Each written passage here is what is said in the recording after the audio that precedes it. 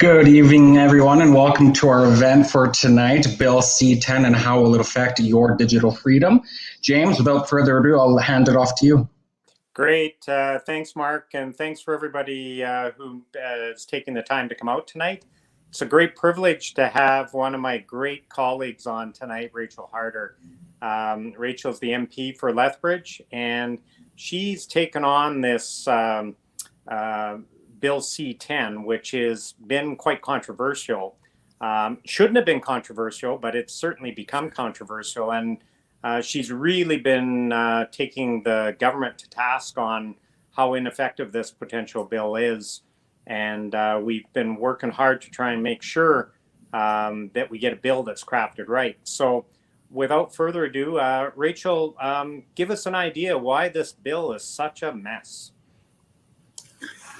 Sure, James. Again, thank you so much for having me. It's really nice to be able to join you and those, of course, who are here with us tonight. Bill C-10, sure. You know, it first came to the House of Commons in the fall, and at first it looked innocent enough. We recognize now that it already had flaws then. But what happened was this spring, it took a turn for the worse.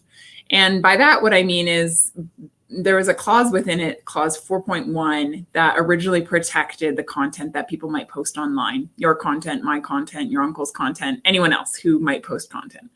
And that clause that protected that content from government regulation was removed, which then means that we as individuals who would use online platforms, perhaps YouTube or Facebook or TikTok, et cetera, our content would be then subject to government regulation, which would be implemented through the CRTC, the regulatory arm of the government.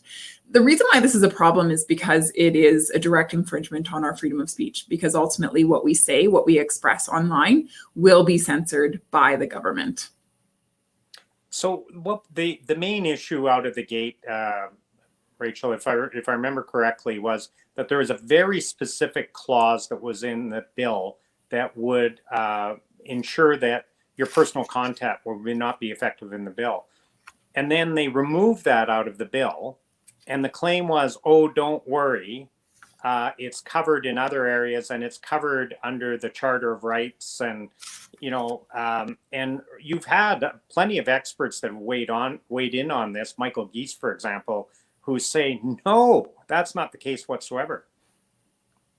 Right. And that's exactly it. So the removal of clause 4.1, which was this protection for our content online, it was removed. And so then that means, you know, that yes, we are under scrutiny then in terms of our content is censored, I should say, because a government regulation will be applied to our content. So let me dive into that just a little bit more here. What I mean by that is this. So the government is wanting to promote what they're calling Canadian content, and they're wanting to show that favoritism or give that preference over other content that might be posted online.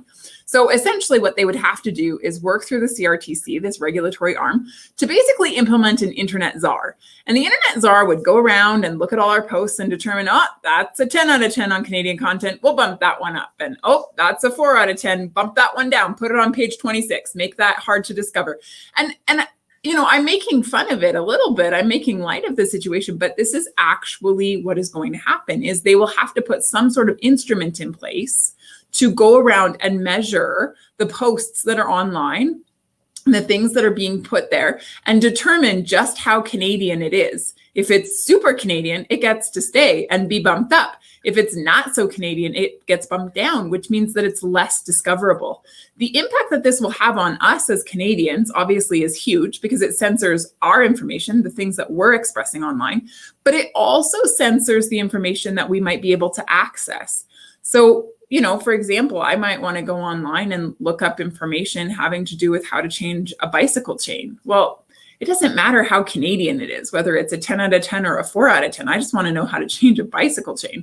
But all of a sudden, the algorithms are going to point me towards Canadian content only, which means I may not be able to access the information that I want and that I should be able to attain given my charter rights. Yeah, so you did a great job, Rachael, when some of your lines of questioning, when you went to the minister and you used examples of what would be is this Canadian content or isn't it Canadian content? So, and I know you did it partly for effect, but it was still fact based. Maybe tell the group a little bit about some of that line of questioning. Yeah, sure. That's great. So again, the one of the problems with this bill is this idea of Canadian content, and the government actually isn't able to clearly define what they even mean by that. So they say it's something that they want to protect, but if I ask them, well, what do you mean? What is Canadian content? They're not able to define that for me. There is a regulatory arm already in place that looks at these things. It's called CanCon, so Canadian content. So when something is deemed CanCon, it means that it's gone through a vetting process and it's been determined that it is in fact, quote, Canadian. Now, here's the problem is that when I asked the Prime Minister, well, what about, Ultimate Gretzky? It's a movie about Wayne Gretzky, who of course was born in Ontario, a great hockey player, arguably, one of the world's best. And the film was done largely in Canada, used some Canadian music. And I asked the Prime Minister, would this count as Canadian content? And he wasn't able to answer my question. However, what I can tell you is that under the current system of rating Canadian content, whether or not it's CanCon, it doesn't make the cut. I find that particularly interesting because you have something so Canadian at heart, and yet it doesn't make the cut. And so I think that makes me somewhat skeptical in terms of our way forward and what the government is going to deem Canadian and what they're going to deem not Canadian. And aside from that, shouldn't Canadians just be able to enjoy the freedom of accessing whatever content they want? If they want to access Canadian content, they'll go pursue Canadian content. And if they just want whatever, watch monster trucks or look up basket weaving or learn how to change a chain on a bicycle, then shouldn't the content matter more than, whether or not it's, quote, Canadian? Yeah. And so the problem with this bill, like a lot of bills that we've seen on Bill C-11 would be another example where we're dealing with, there's uncertainty because it's not clear. And that's the problem. And that's what people want, is they want plain language that gives clarity so there's no challenges later. And I don't think the minister did the bill or himself any favors when he started to go on national media and he would contradict himself. So the one I can think of, he said, no, you can post. As long as you don't have many people following, you're good. So do you remember that interview that he did? Yes, I remember that. Yeah, and again, I think one of the things that happened at the very beginning was Minister Guilbeault went out on this bill and was answering questions in the media, and it was just one blunder after another. And so eventually he was actually instructed not to speak to the bill because he just didn't understand the content of the bill and wasn't able to engage with the questions in an intellectual manner. And so that being the case, Ms. de Bruzen, who is the parliamentary secretary, was actually sent out to answer all the hard questions. Now, she managed to fumble her way through it, but nevertheless, the answers were incomplete. The reality is the government isn't able to give us many answers when it comes to this legislation because I don't believe they've taken the time that is necessary to really understand the consequences of the bill that they're putting in place. And if they have, see, I'm being generous by saying they don't understand the content, because if they have, then they are being entirely dictatorial. And actually, I would say they are attacking the Canadian public themselves. The reason I would say that is this. We are the first democratic country that will be using the Broadcasting Act to censor the online content that people post. The very first democratic country that will be using the Broadcasting Act to do that, which then puts us in a category similar to communist China, Turkey, Russia, etc. And I just don't know that that's the direction we want to go. And so either the government is incredibly naive and unaware of this, or they are aware of this and wanting to act extremely dictatorial by putting this legislation in place. Yeah.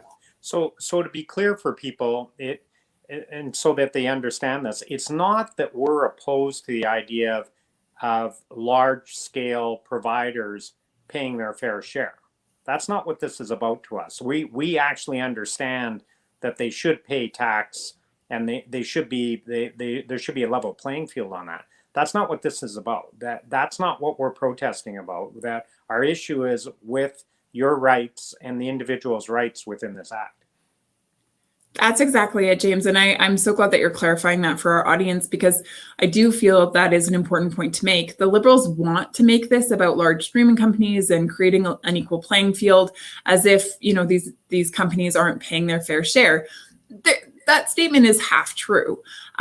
Sure, there are many companies that are based in the US, but being subscribed to by Canadians, and those companies aren't paying GST. Netflix, for example, just started paying a GST. And there's plenty of other examples. So sure, level the playing field in that way. In addition to that, though, the Liberals are just going way too far in what they're requiring of these streaming companies. By that, what I mean is this: they're expecting traditional broadcasters to contribute about 30% of their revenue into furthering Canadian arts and culture. And part of that means that money goes into a pot that grants can be applied for from within this pot.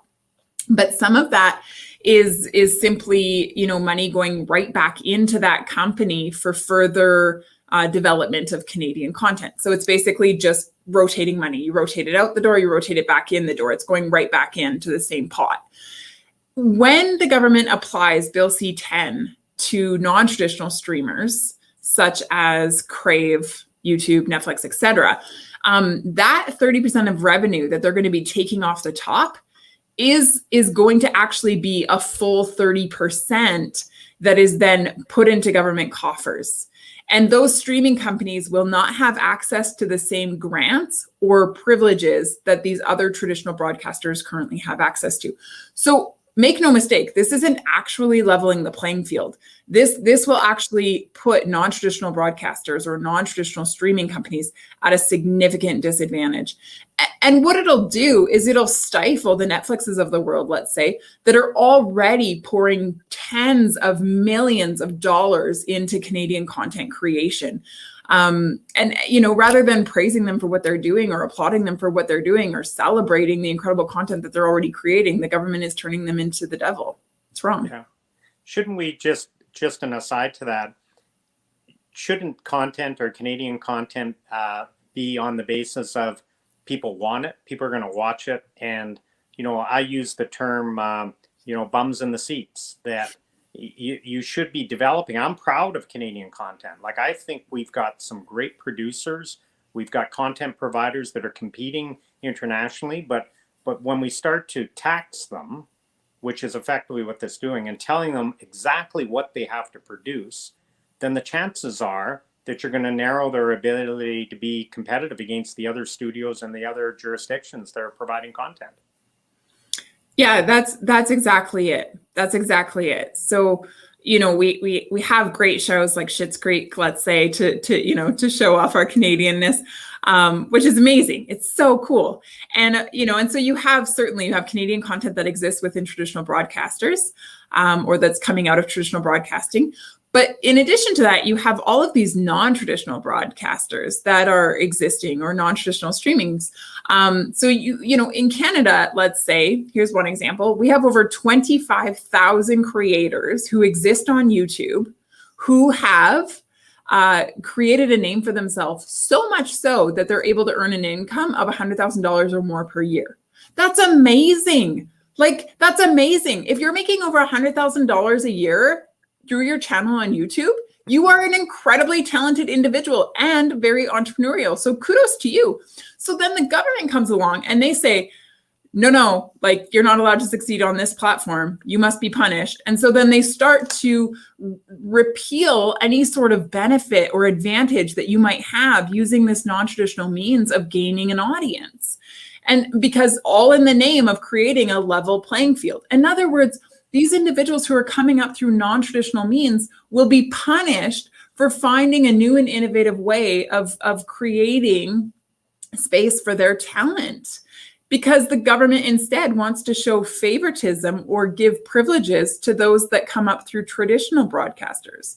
It's wrong. And it actually stifles creativity. It stifles entrepreneurship. It stifles e-commerce, which this government claims to support.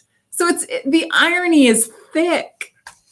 Yeah, and if you think of some of the young talent that came up in Canada through YouTube, like were discovered through YouTube, particularly musical talent, and now they've gone on to be, internationally recognized. They started in these platforms, and that's how they got their start.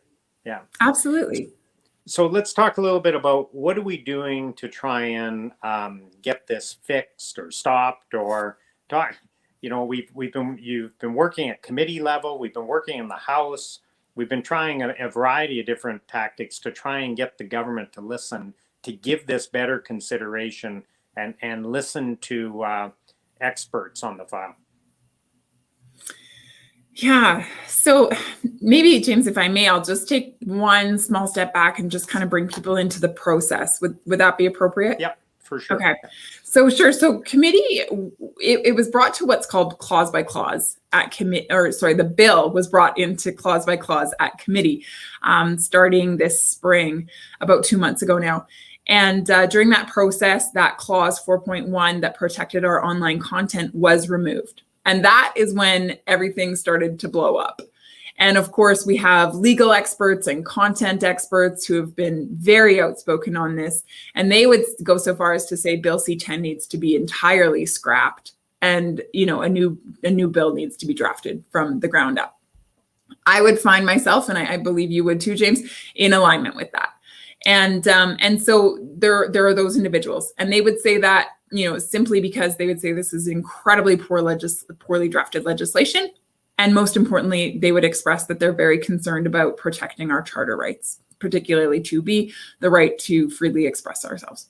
So that being said, at committee, it was going through clause by clause, which is where each line of the bill is evaluated and it's determined whether it gets to stay or whether it has to go. And the point of this is that you bring all political parties to the table.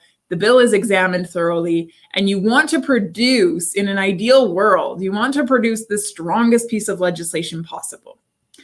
What happened was that at committee, because 4.1 was removed, Conservatives raised issue with that, and we continue to raise issue with that. And so the Liberals got a little bit frustrated because it wasn't going according to their timeline. So what they did eventually was, just last week, they tried to move what's called time allocation. So in the House of Commons, they moved a motion that committee would only have 5 more hours to meet with regard to this bill. Now, this is unprecedented. It is very rarely done in history. And to give only 5 hours is like unheard of. So it has been done a long time ago, but 10 hours was given. So this idea that 5 hours would be sufficient to evaluate, hundreds of pages of content is just nonsense. Anyways, the Liberals tried to move this motion in the House of Commons on Friday. Obviously, as Conservatives, we weren't super impressed with that. We felt that the voices of Canadians needed to be heard on this piece of legislation and that their rights needed to be defended. So in the name of democracy, we stood tall and we stood against this order. As a result, it didn't go through on Friday. However, the Liberals were able to bring it back on Monday. It came to a vote and they were able to get it through. So committee immediately was stifled, and 5 hours of debate is all that was allowed. The very next thing that the Liberals did then is they made a backroom deal with the NDP and the Bloc to shut down other committees and move the translation resources over to Heritage, which is where this bill is being evaluated. So what they did then is they actually stifled democracy in a couple ways. One, by shutting down Heritage Committee and making sure that only 5 more hours could be given to consideration. And then they went so far as to further shut down democracy by stopping other committees from their important work to steal those resources and bring them over to what they called an emergency Heritage meeting. Now, the chair of the committee himself, who is a Liberal, has actually admitted it's not an emergency and there was no need to do this. It was incredibly dictatorial. And like I said, it stifles democracy. All that to say, the committee met and continues to meet. And we've now completed the 5 hours of evaluation. And now we're on to voting voting for each amendment, I should say. That being the case, we expect that process to probably wrap up tomorrow. And then, of course, it'll be sent back to the House of Commons where it will be evaluated further or voted on, and then off to the Senate. that said, to come back to your question, what can be done now? James, honestly, I think the chance that we have of stopping this is potentially at the Senate. And so if there's any way that we can appeal to them, I really believe that's where the work needs to be done. I do think that there's a lot of value in writing the Minister Guilbeault, and it really just takes one sentence: stop Bill C-10. That's it. That's all it takes. I think that goes a long way. But in addition to that, I would also say, write the senators, every single one of them. They're supposedly independent, so let's test that out. Let's see how free thinking they are. Yeah, for sure, because there's several new senators in Alberta that are supposed to be independent in their thinking, and in fairness, sometimes they have come back, sometimes in a good way with amendments, sometimes in a bad way with amendments. But they, if people reach out and make their views heard, then hopefully we'll get the right result. So totally. I want to go back to, because I have had some people say, what were you guys doing on Friday? Because the narrative was to try and say that we were delaying Parliament, period, and that we were delaying the passage of other bills when we were debating C-10. And to be clear, we were debating C-10 because they were using a procedure that's only been, to the best of my knowledge, been used twice in modern history. Mm-hmm. And as you had said, it's going to reduce debate down to 5 hours. But what was really unusual was that we were having points of order to speak to the ruling, and then the speaker stood up and said, "I've ruled, and that I'm going to allow this to take place." And then when we pressed on it, particularly you, when you pressed on it, it was, "Well, I'm going to allow discussion on this. I've ruled on it. I'm going to allow the 30 minutes of discussion, and then I'll tell you after why I ruled the way I did." And that's what got us going. How do you, because normally when the speaker rules, the speaker goes into great detail about precedents and about how they came up with their conclusion. The Liberals had just told us the night before that they were going to do this. And so then that started chaos. And so I think you gave one of the best speeches I think I've seen in the House, where you said, "I'm standing up for my rights as an MP and the people of Lethbridge who put me here." And I think the speaker rolled her eyes at you at one point too, which you brought up. But just talk a little bit about why this was so important for us to stand our ground on this issue. Yeah, thank you, James. And kudos to you and to the others who were physically in the House that day and advocating for Canadians. I think it takes a team effort, and our team came out in full force that day, both in person, of course, in the chamber, but then online as well. We were joined by many that way also. The reason why Friday was so important is because, to your point, the Liberals were moving a motion that has only ever been done twice before. So this was the third time. And in other times, it has been, I would say, maybe more of a more severe case, or perhaps slightly more necessary. In this scenario, it really is just a case of the Liberals wanting to push it through, not wanting to be patient, not wanting to allow for due process.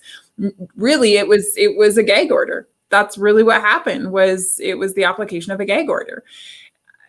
The speaker, I feel, mishandled the situation.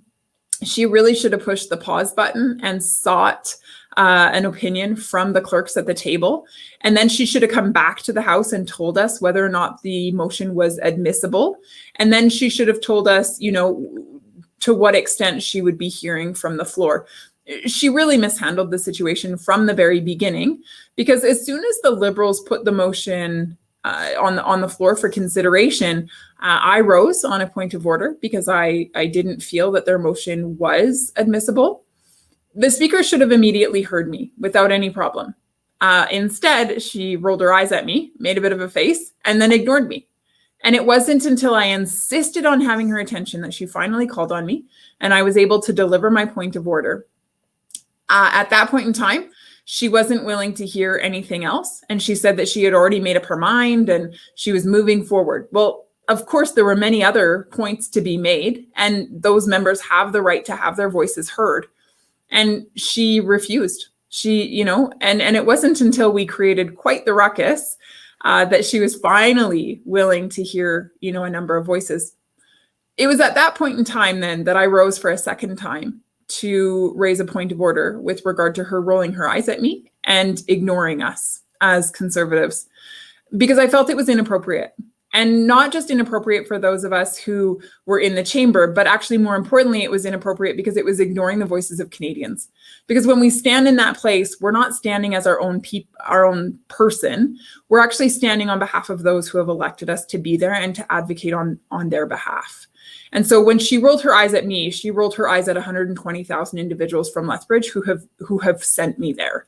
And when she refused to hear my voice, she didn't refuse to hear my voice. She refused to hear the voice of Lethbridge. That's an affront to democracy. And as soon as we let the speaker get away with that, we are then allowing for democracy to start crumbling. We're allowing for the rights and freedoms of Canadians to slowly erode. And as a member of parliament like you, James, I'm just not game for that. Not at all. I'll fight tooth and nail for the sake of freedom. And what should be clear to people is now the spin doctors are trying to say, oh, we did that because we're trying to delay all legislation, which is just such a bunch of bunk. That we delayed a bad piece of legislation, a bad decision by the speaker, because it needs to be vetted properly. And the government controls the legislative agenda. They're the ones that prorogued Parliament last summer. Like they've had ample opportunity to move legislation forward, and they've used all kinds of different vehicles to slow down committees, to filibuster a committee, and they accuse us of trying to stop legislation.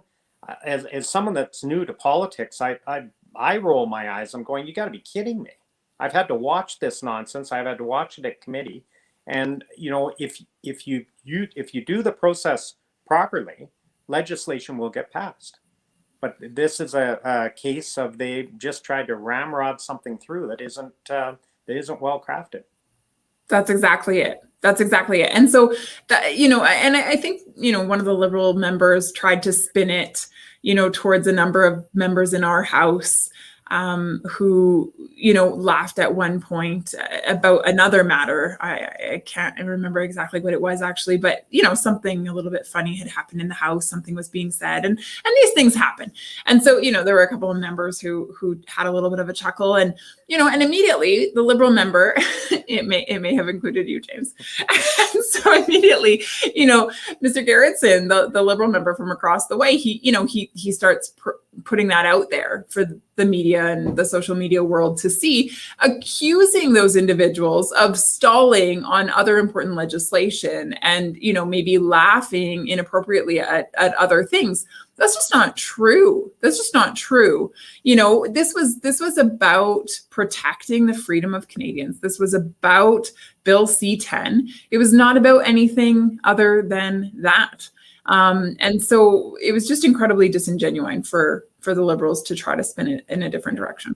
Yeah, it just teaches me in politics, I guess, when you have people that have nothing substantive to do, they come up with nonsense.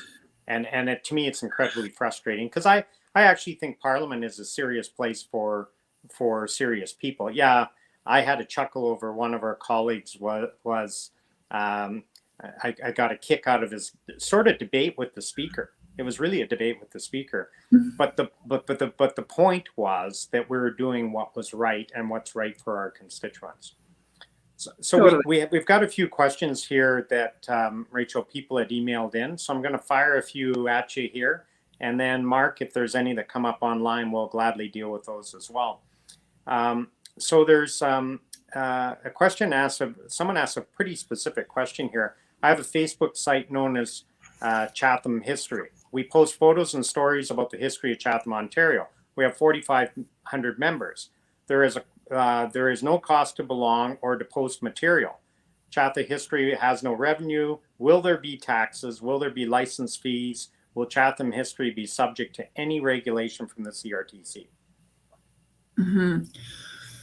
So only the Liberals know the full answer to that. But based on the legislation and what I do know, what I can say is this.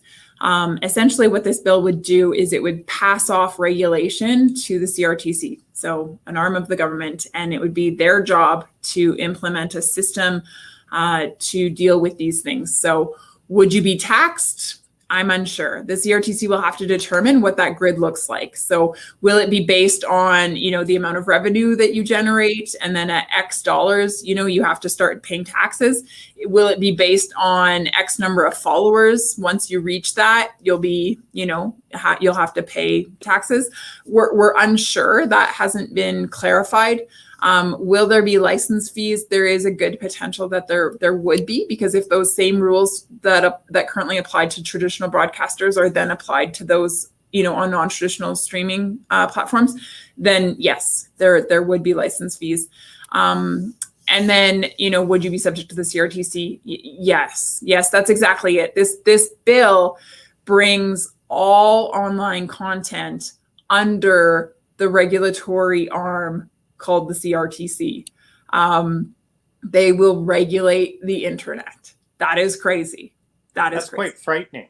That's quite frightening that one body would have that kind of power. And I think at one point the minister, you can correct me if I'm wrong, but there is going to be an internet czar that would be the decider of all things content. It just frightening. Yeah, and that's exactly it, right? I mean, think about this. The CRTC is going to have to make sure that Facebook, YouTube, TikTok, workout apps, websites, all of these platforms, venues are following CRTC regulations. I don't know how they're going to accomplish that. And the truth is, former CRTC commissioners who have commented on this say they don't know how the CRTC is going to implement this legislation. But nevertheless, that is the mandate that this government is passing on to them. And so they're going to have to figure it out. Yeah. So we had another one from Jerry that said, what can be done to stop Bill C-10? I think we've hammered that to death.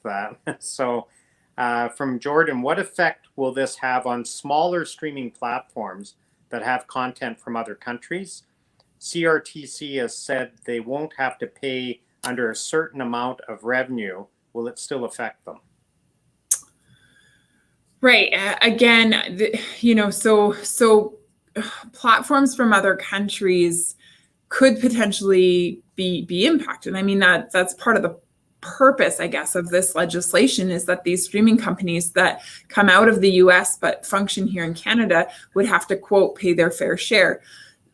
In terms of, what is considered small or negligible versus what is considered, large and therefore needing to pay. Again, these things are unclear in the legislation, and we'll have to wait for the CRTC to put their fingerprints on this and tell us. So that's part of the issue that I've heard, is that the legislation isn't entirely clear. And what's worse yet is that legislation, for people on the call, is legislation's one thing, but then legislation becomes regulation after.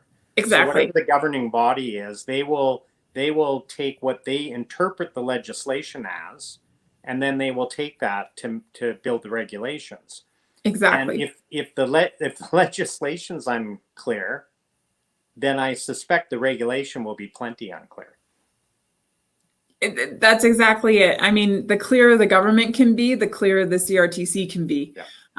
And the more the government hands off to the CRTC, then the more they're actually allowing bureaucrats to make, these types of big decisions. And I just can't help but believe that the repercussions of that are going to be overwhelmingly negative. Yeah. I mean, we're talking about regulating the internet. And if I may, just for a moment here, take a step back to talk about the significance of this. The CRTC was originally put in place, the Broadcasting Act, I should say. The Broadcasting Act was originally put in place with regard to radio waves, because they were limited. And so, because you were dealing with scarcity, The government felt that it was necessary to regulate the airwaves to make sure that, a certain percentage of the airwaves went to French Canadians and, everybody kind of gets their piece of the pie. Well, okay, fair enough. Then, a number of years later, they determined, well, actually, we're going to take the Broadcasting Act and we're going to apply it to television because there's something going on economically here that we can benefit from. And so we want to start, taxing and creating greater revenue for government. So they took the Broadcasting Act and they applied it to TV channels. Well, now they're wanting to take the Broadcasting Act and apply it to the internet. But the problem is the internet is an entirely different realm. I mean, we're talking about something that is infinite. There's not a limited resource to be managed here. There are, if you want a website, you can get a website. Like, they're endless. The content that can be posted online is endless. And so there's not a need to regulate and make sure everybody gets their piece of the pie. Agreed. Yeah.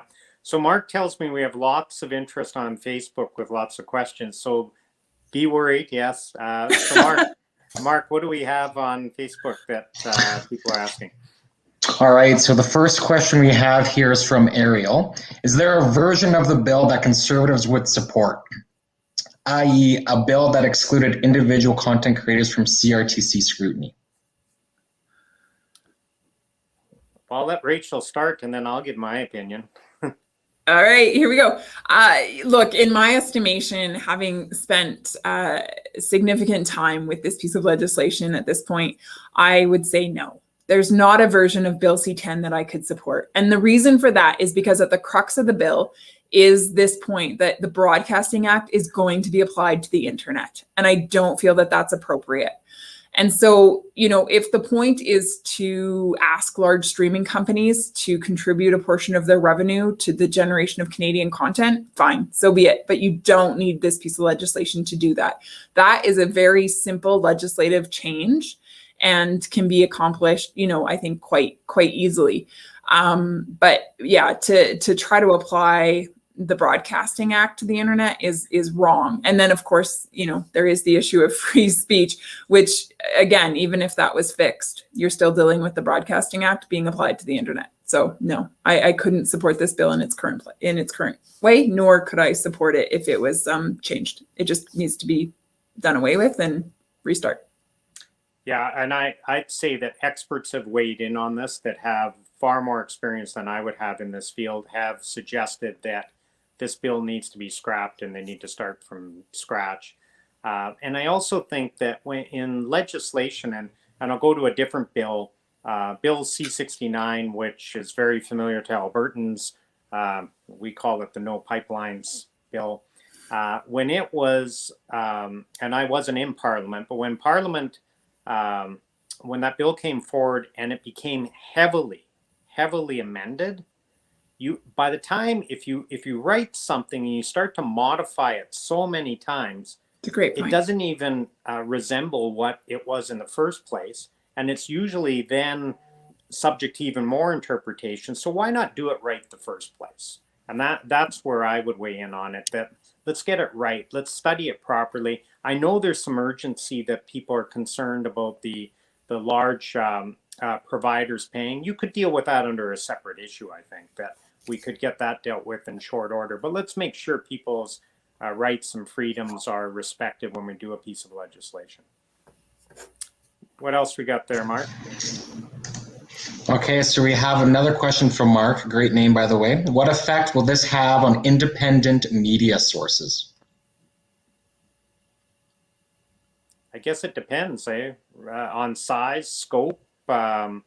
It's not clear how it affects them. It depends upon content. There's a lot in there, I think, isn't there, Rachel, that we really don't know.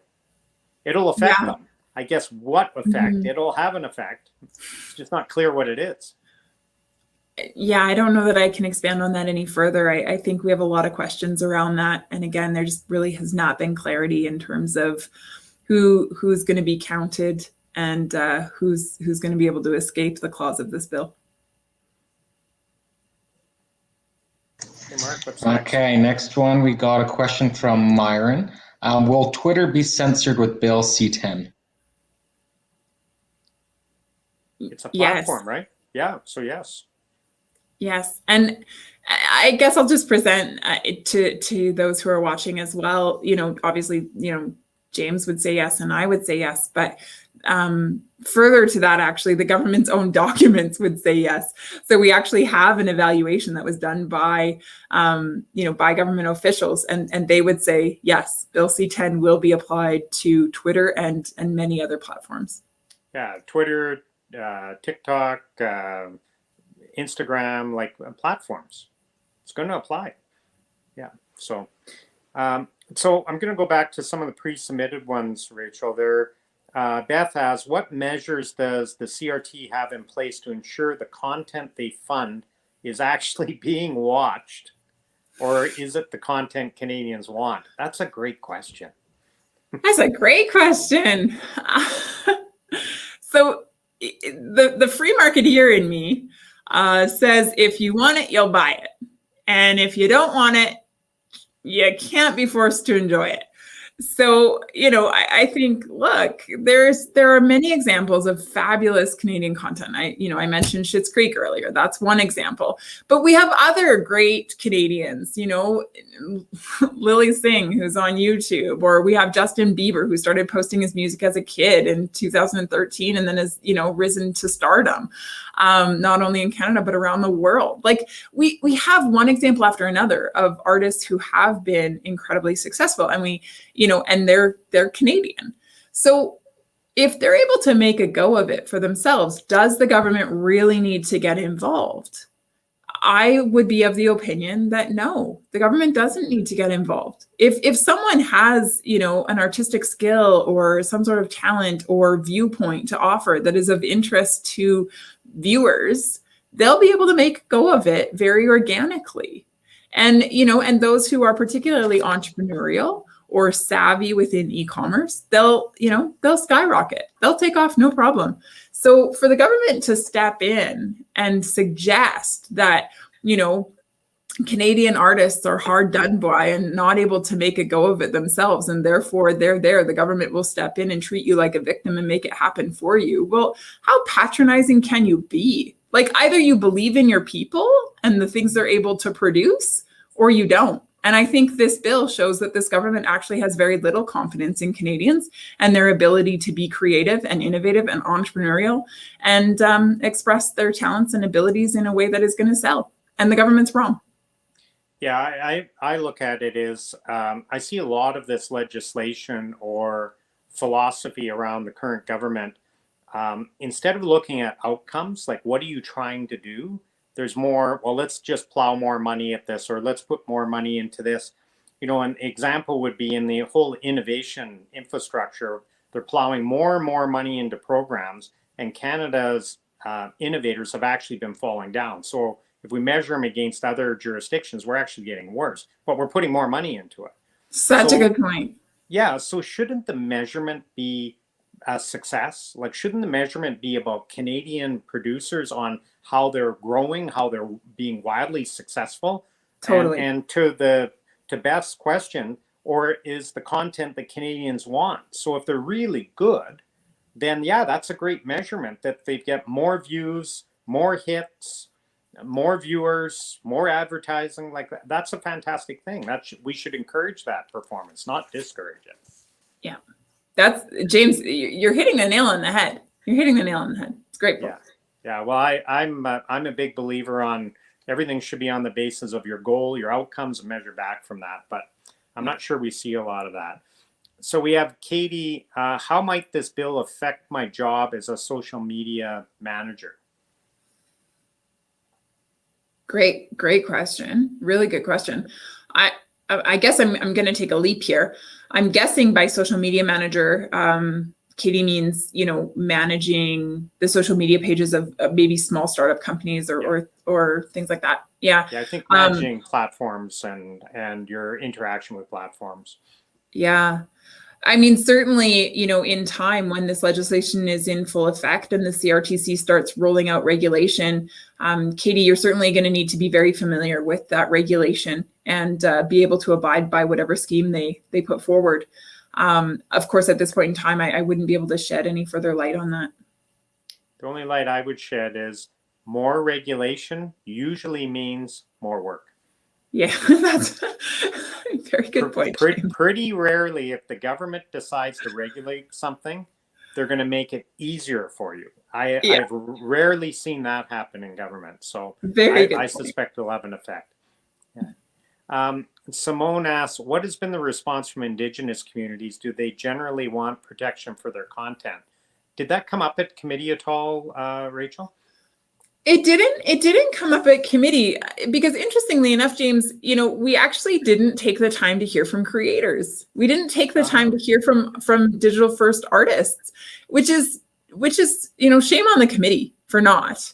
And so that's one of the things that I consistently pushed the committee toward was, hey, if we're going to put legislation in place that is going to have a huge impact on these folks, maybe we need to hear from them. So one of the things that I started doing then is I started reaching out to creators myself and having conversations with them. And then a number of them actually submitted letters that I read into the record in order to make sure that their voices made it to the table, albeit, through me. And so I had the opportunity to speak with one Indigenous person. And he's been very vocal on this, actually. He even put a video out on his YouTube channel and basically just saying, like, no, we don't want this. And so, I don't want to suggest that he speaks for every single Indigenous creator out there, but certainly as an Indigenous creator, that was his take. And he had many concerns that he was raising with regards to this legislation and the impact that it would have on him and his success as someone who has a YouTube channel that's been quite successful. Yeah, I think there's an Indigenous Canadian who has posted, I think it's on TikTok, when it's dancing to make people aware of the culture, and has a massive following, because it's good content. Totally. Yeah. Robin asks, would this bill affect Canadian content being watched abroad? Yes, it would, in a big way. So right now, Canadian creators who, let's just say, have YouTube channels, 90% of their audience, on average, 90% of their audience is global. So this legislation essentially builds walls around them. And the government is saying that those walls exist to protect them and, keep them safe within Canada. But in actuality, if you're going to build a wall to protect, you're also building a wall to keep something out. And so in this case, the government will be building a wall around these content creators that could actually keep a global audience out. It could actually prevent these individuals from being organically successful on, YouTube, let's say.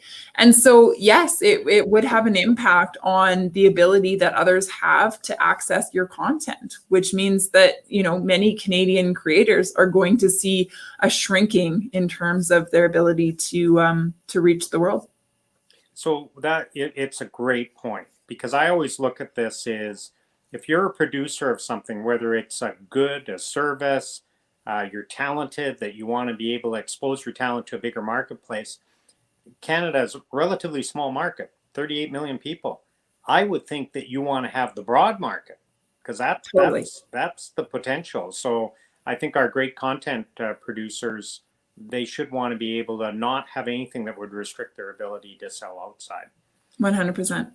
So I'm going to take one more that we had written in before we go back to Facebook Live, because it's a great question. And I think a lot of people want to understand what this means. David asked, what is net neutrality? So can you give a bit of an explanation of what net neutrality means? Sure. I think there's a very convoluted answer that I can give to this, but very simply, net neutrality is the idea that every single Canadian has equal access to the internet and the content posted on the internet.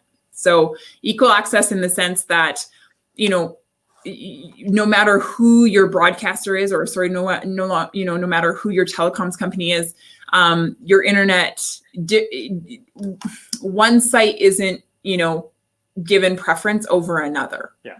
And it also means that, one site isn't made to speed up versus, another site is made to slow down. It also means that one site is, made to be invisible and another site is made to be more visible. Now, we all know that there are algorithms working in the background to bump things up and bump things down. And yes, that is true. That is a part of the online world. But right now, those algorithms are determined through private companies that exist online. For example, Google or Facebook or YouTube. And those algorithms are working in general to steer you towards more content that you have already expressed an interest in. So as users, we accept those terms. We accept the fact that I'm stepping onto a platform run by a private company, and I accept their rules, their regulations, and their ways of doing things. I may not always like it, but I accept it. Where this Bill C-10 is different is that it's not private companies that are going to be curating things for you. It's the government. Yes. And so welcome to state-run internet, folks. This is not what we want. Again, we are going down the road of becoming like Turkey or communist China. It's not the direction we want to go. This is so un-Canadian. It is so regressive. It's not even funny. It's so sad. It's so sad. Yeah, and worse yet, which it never gets talked about a bit, is if you're a business and you're trying to create content and you're trying to build something, grow something, I just look, it'll limit the people that want to locate here, build something here, deal with our talent, because they'll go, whoa, they have such a restrictive policy that yes. why would I want to get involved with a country that's restricting my ability to be able to grow my business and grow my content? Yes. It's not even bad for freedoms, but it's just bad business. Yes. And James, you know this better than anyone. Given your file, we are sending businesses packing. We are sending them out the door. They are choosing to establish in the United States. They're choosing to establish in Israel. They're choosing to establish in other places around the world because the regulatory measures in those places are far more friendly to businesses.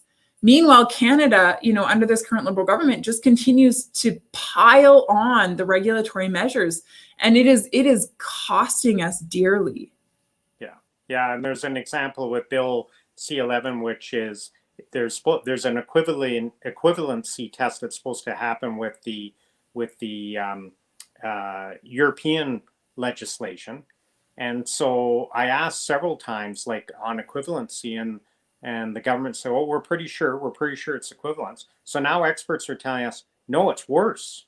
We're not just equivalent; we go a few steps higher, which will affect our ability to compete. So they've just taken it to another layer, and it just doesn't make any sense for Canada. So it's another example of another piece of legislation that needs some work. The principle of it is good, but it's just that they put enough into it that it's so nuanced now that it won't get the desired effect of trying to, allow people to grow and prosper. So it's quite frustrating when you see that. Canadians are going to need a robust economy because we've got a fairly significant debt now, and without growth, it's going to be a struggle. Yeah, it's going to be a struggle. Yeah. So, Mark, we've got one more on Facebook. Yeah, we got one more we can ask. Just let me find it here quickly, and then we'll wrap up, James. And as always, I have one last fun question for you. So this question is from, I am so sorry, I lost it here.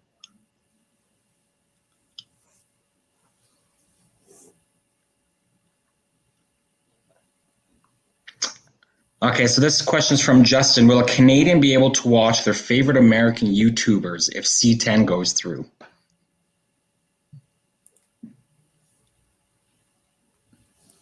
I think it's still a yes. Yeah, I think it's still a yes. Yeah. Like you'll still be able to see it, but if the government's trying to push other content, it'll probably be a little harder to get your hands on, and it's going to cost you more. Which arguably, if the revenue's been developed in Canada, like if they're getting advertising revenue out of Canada, we're not entirely against that idea. That if a foreign entity is coming into is generating revenue in Canada, then they should pay some tax in Canada. I think we've actually been agreeable to that. But I think you'll still be able to watch. I don't think that's the intent of the act, Rachel. Yeah, for sure. So definitely. The only thing I would add to that is because the intent of the bill is to bump up Canadian content, again, remembering not every Canadian producer gets classified as Canadian content, but whatever that definition is, if it's Canadian content, it will get bumped up, which means it'll be on page 1 or 2, let's say, of your YouTube search. So what could happen is that we see other American YouTubers get bumped down, to page 10, 12, 20, which means that maybe they're less discoverable.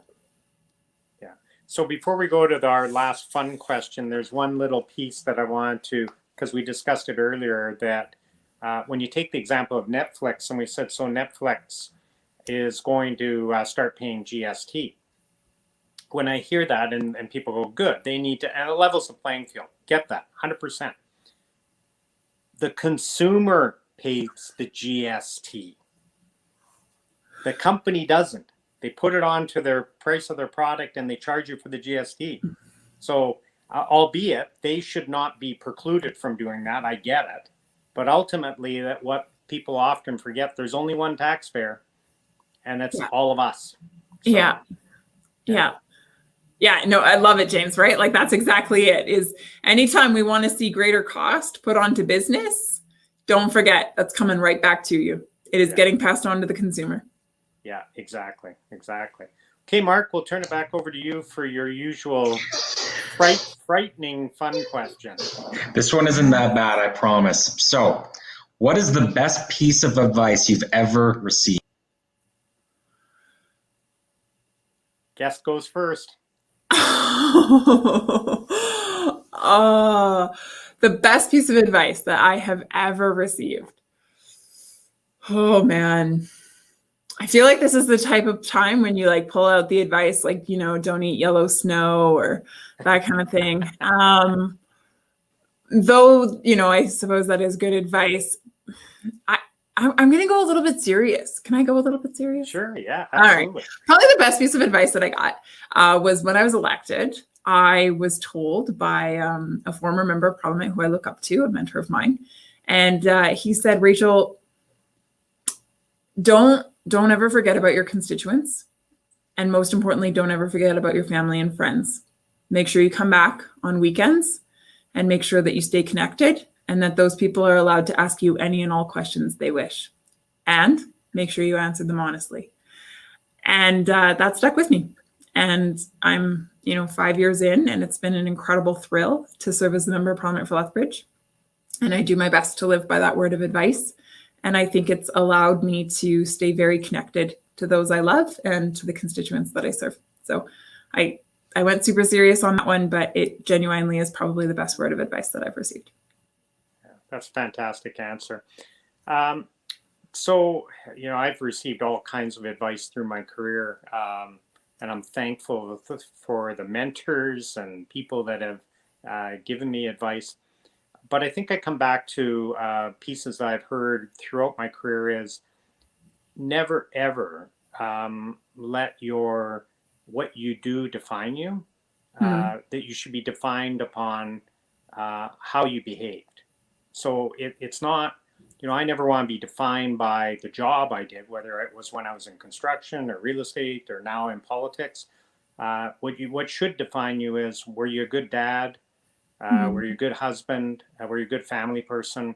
And so I tried as best as I can live by that motto that I'm not defined by my work. I want to be defined on my behavior with those people that are closest to me. So that's sort of best advice that was given to me a long time ago, and I do my very best to follow it. Although some days you wonder, because this is a crazy, crazy job that we do. So, but you do your very best to not forget the people around you. James, you do it well. If I can just say that, it's just been such an honor to serve with you in the House. And I am so thankful you were elected in 2019. because James, like for real, the way you carry yourself, the way you speak about issues, the way you represent your constituency, Canada needs you. We need more voices like yours. Oh, you're gonna make me cry. just being honest. Yeah. So last word. Thank you, Rachel, and from me and from our constituents for all the work you do in Lethbridge, and congratulations this summer because somebody's getting married. So fantastic! 2 weeks, James.